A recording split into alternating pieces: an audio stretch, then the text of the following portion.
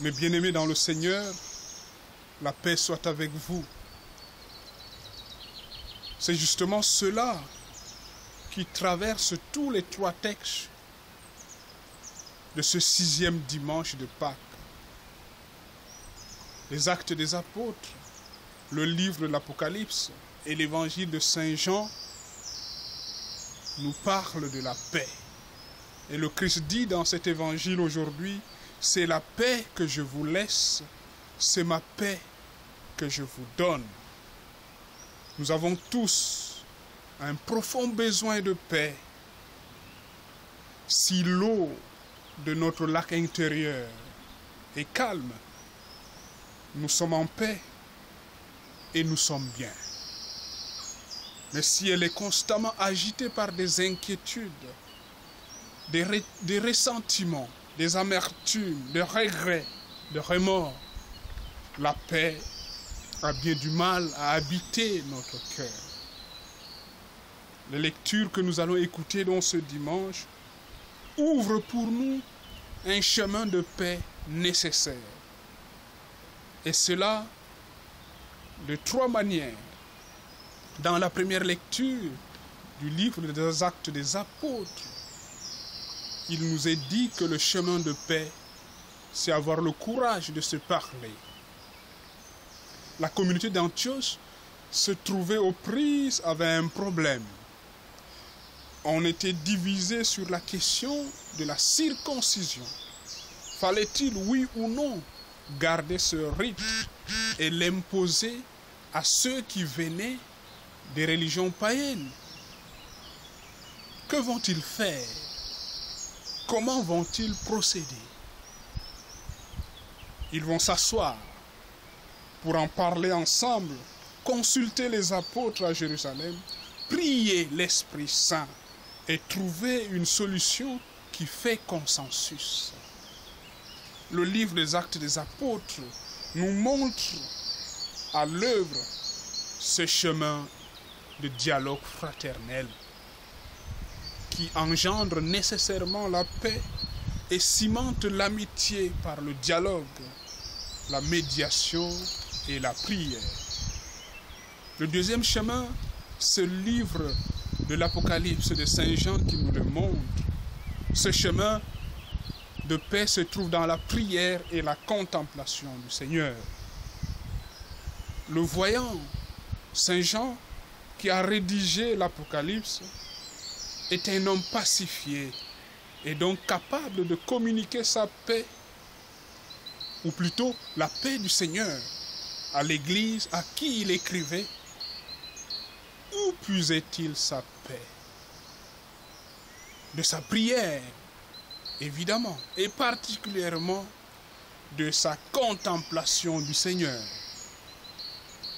Plus on contemple du Seigneur, plus le Seigneur nous transfigure et on devient semblable à lui. On devient ainsi des artisans de paix. Mais bien aimés, les personnes qui prient régulièrement, ceux qui entrent en contact constant avec le Seigneur, dégagent une lumière et une sérénité communicative. C'est avec le Seigneur qu'ils solutionnent leurs conflits intérieurs et qu'ils deviennent ainsi capables, par leur seule présence au milieu des gens, de favoriser la paix chez les autres.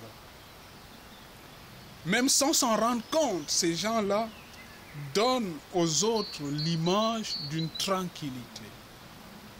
C'est notre mission à nous, mes frères et sœurs chrétiens, de contempler aussi le Seigneur pour en être les porteurs de paix. Le troisième chemin, l'Évangile nous dit, c'est avoir une vie intérieure intense.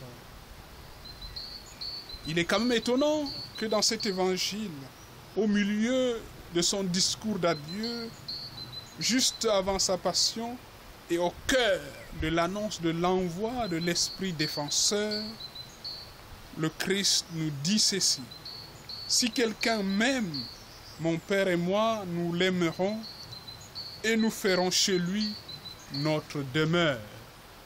N'est-ce pas une affirmation capitale que Saint Paul, aux Corinthiens, au chapitre 3, le verset 16, va reprendre. Il nous dit, Dieu habite en nous comme un temple saint. Ce qui veut dire que nous pouvons, mes frères et sœurs, à tout moment le rencontrer au plus profond de nous-mêmes, particulièrement quand nous risquons d'être bouleversés par toutes sortes d'épreuves, d'événements, quand nous avons besoin de retrouver notre calme intime. Le Seigneur te dit aujourd'hui, si quelqu'un m'aime, si toi tu m'aimes, tu seras dans la joie. Voilà sa volonté pour nous. Osons donc descendre au plus profond de nous-mêmes, dans cette maison qui est notre cœur, cette maison de prière, pour nous y laisser aimer par le Seigneur, nous laisser apaiser par lui et reconstruire, grâce à sa parole, Jésus-Christ, une vie selon l'Esprit Saint, une vie qui dégage la paix que le Christ seul peut donner à ceux qui s'ouvrent à lui. La paix, donne-nous, Seigneur, la paix, non pas celle qui vient du monde, mais la paix qui vient de toi. Bon dimanche à vous tous et que le Seigneur vous bénisse.